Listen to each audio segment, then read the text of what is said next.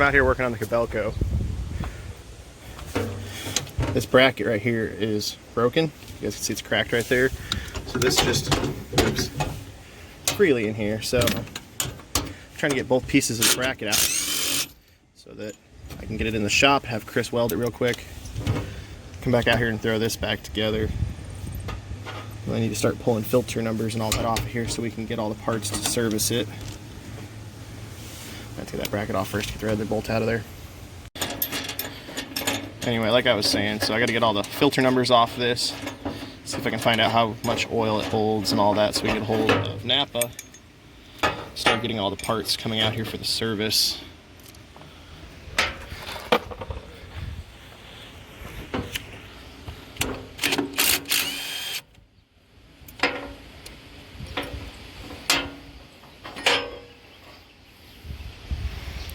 Trying to do this without dropping stuff.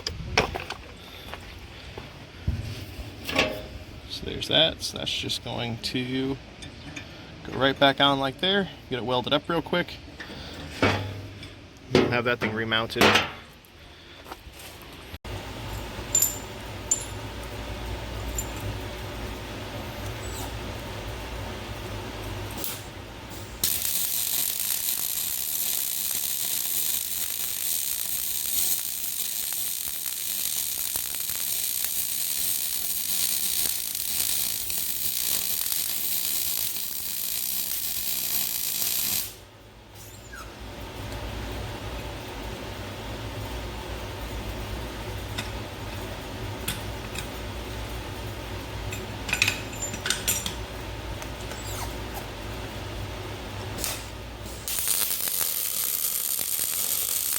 And there we go. It's welded up all the way around. You can see right there too. Both sides should have welded all the way through. That'll be good to go. Don't even have to clean it up. It looks good too. Alright, so I let this sit and cool off for a minute so that I could touch it.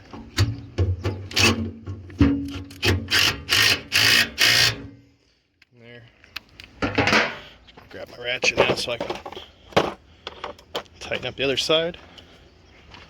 I just ran these up finger tight.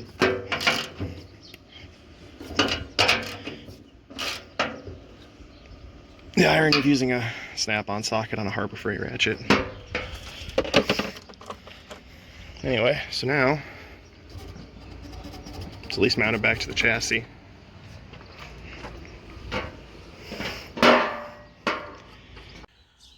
Getting set up here to get this gland nut broke loose. This is the same tractor that we had to do this with the skid steer before.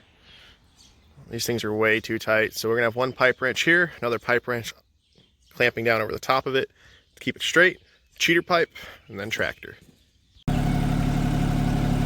out more? Yep. There you go. Down now? Yep.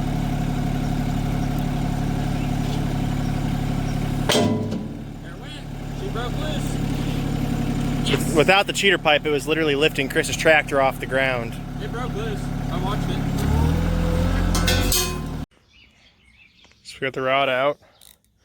Start disassembling it here so that we can repack this.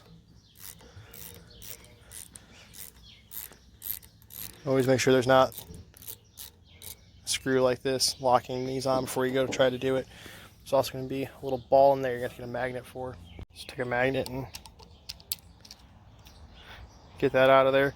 I usually leave it hooked to my magnet while I'm rebuilding these so that it doesn't disappear, because if you drop it out here in the gravel, you're never going to find it. Going ahead and doing an oil change, fuel filter, air filter on this while it's here. The nice thing about working on equipment is you can just put 5-gallon buckets underneath of it and drain it.